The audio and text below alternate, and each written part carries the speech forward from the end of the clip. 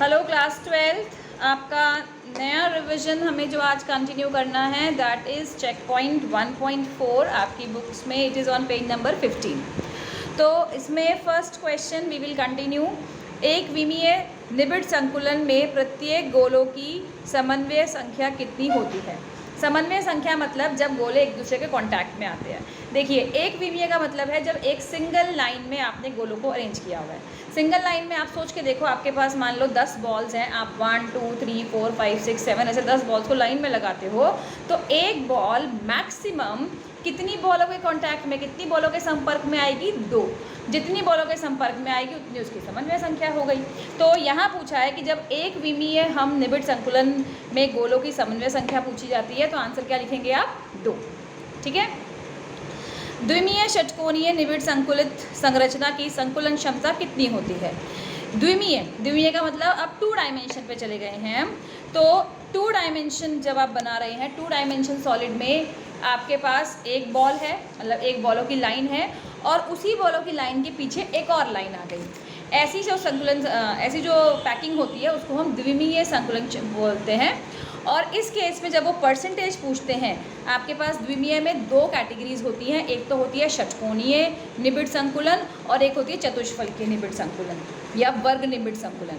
वर्ग निबिड़ संकुलन में आपके पास जो प्रतिशत संख्या आती है वो है 52.4 और जो आपका षटकोणीय निबिड़ संकुलन हो जाता है उस केस में आपकी संकुलन क्षमता आती है 60.4। ठीक है। तो 52.4 और 60.4 और यहाँ पे इन्होंने हमसे पूछी है षटकोणीय निबिड़ संकुलन, तो हमारा आंसर क्या होगा? 60.4%।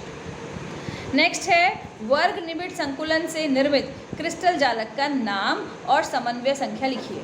वर्ग निबिड़ संकुलन, जब आप वर्ग की तरह से इसको पैक कर रहे हैं, आपने जो अभी मैंने पीछे नाम बताया, द्विमीय में एक लेयर एक लाइन बॉल की है, उसके पीछे एक और लाइन बॉल की आपने लगा दी और इसमें आपको ऐसे पैकिंग करनी है कि बॉल के पीछे बॉल आए। तो यदि आप सबसे निकटतम बॉल के सेंटर्स को ज्वाइन करते हो, केंद्रों को ज्वाइन करते हो, तो आपके पास एक वर्गाकार बन जाता है। इसीलिए इस पैकिंग का नाम है वर्ग निबिड़ संकुलन। ठीक है। तो वो कह रहे हैं क्वेश्चन में कि जब आपके पास वर्ग निबिड़ संकुलन है, इसका क्रिस्टल जालक यानी कि इसको आपने एक लेयर, फिर उसके ऊपर एक और लेयर, फिर उसके ऊपर एक और लेयर, जब आपने वर्ग निबिड़ संकुलन का क्रिस्टल जालक बना दिया है तो उसका जालक कैसे बनता है? सामान्य घनीय जालक, क्यूब के फॉर्म में। समझ में आ रही है सारी बातें? आप एक लेयर बॉल्स की, फिर उसके ऊपर एक और लेयर बॉल्स की, तो आप निकटतम जो सारी बॉल्स हैं उनको जब आप ज्वाइन करते हैं, उनके केंद्रों को ज्वाइन करते हैं, तो आपके पास एक वर्गाकार आकृति बन जाती है।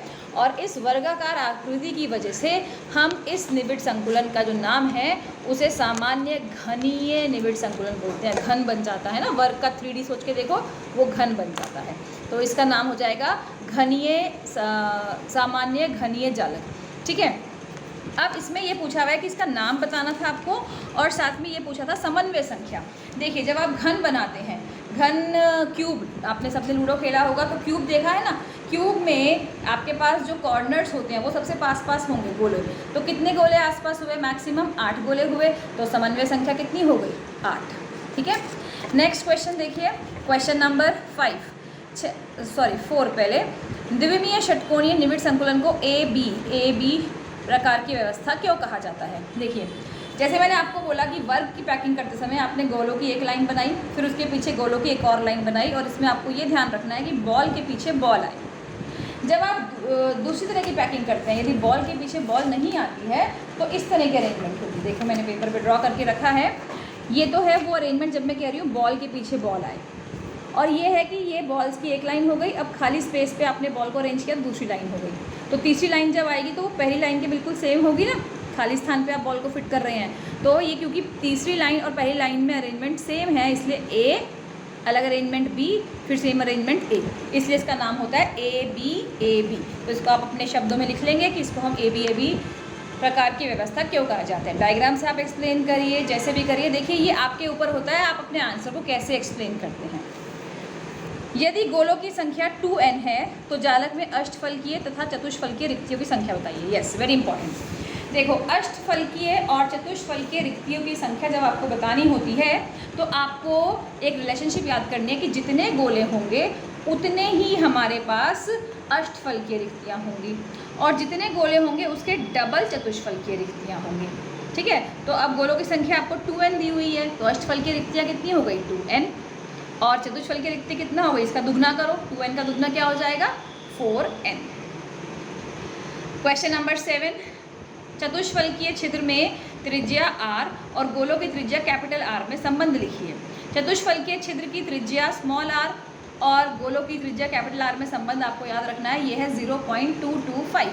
चतुष्फलकीय में ये जो रेशियो है या जो ये रिलेशनशिप है वो है 0.225, और ऐसे ही अगर अष्टफलकीय छिद्र की पूछ लेते हैं तो उसमें होगा 0.414। ये दोनों वैल्यू याद रख लीजिए। देखिए यहाँ पे क्वेश्चन में आपको चतुष्फलकीय का नाम लिया है, हो सकता है आपको अष्टफलकीय का भी पूछ सकते हैं, तो दोनों ही पता होनी चाहिए। चतुष्फलकीय के लिए 0.225 और अष्टफलकीय के लिए इट इज़ 0.414। ठीक है, लास्ट क्वेश्चन है इस चेक पॉइंट का आपका, एक यौगिक A तथा B से बनता है, ये मुझे सॉल्व करके दिखाना पड़ेगा।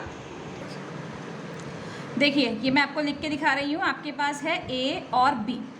A के बारे में क्या बोला है कि ये CCP संरचना है, सॉरी B CCP संरचना है, क्यूबिक क्लोज पैकिंग, और A जो है वो 75% भाग आपके चतुष्फलकीय रिक्तियों का कवर करता है। ठीक है, पहले तो हम गोलों की संख्या पता कर लेते हैं B से। CCP का मतलब, अगर मैं ये ऐसी शेप बनाऊं, मैं आपको यहाँ पे डायग्राम से समझा रही हूँ, तो आपके 1 2 3 4 5 6 7 8 गोले कोनों पर हैं।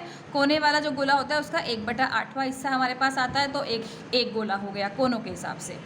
दूसरा, हर जो फेस है, हर पृष्ठ पे एक गोला होता है, उसको 2 लोग शेयर करते हैं। 6 पृष्ठ हैं, 2 लोग शेयर कर रहे हैं, इसलिए 1/2 हिस्सा आ गया, टोटल आ गया आपके पास 3, तो कुल B गोलों की संख्या हो गई 4। ठीक है, अब A के बारे में क्या बोला हुआ है कि वो चतुष्फलकीय रिक्तियों का 75वां भाग। पहले हम चतुष्फलकीय रिक्तियाँ पता कर लेते हैं। चतुष्फलकीय रिक्तियाँ,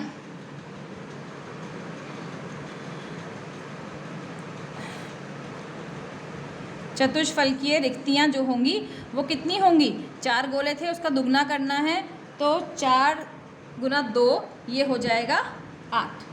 ठीक है, और इसका 75% यानी कि 75/100 × 8 सॉल्व कर लीजिए, ये आ गया 6।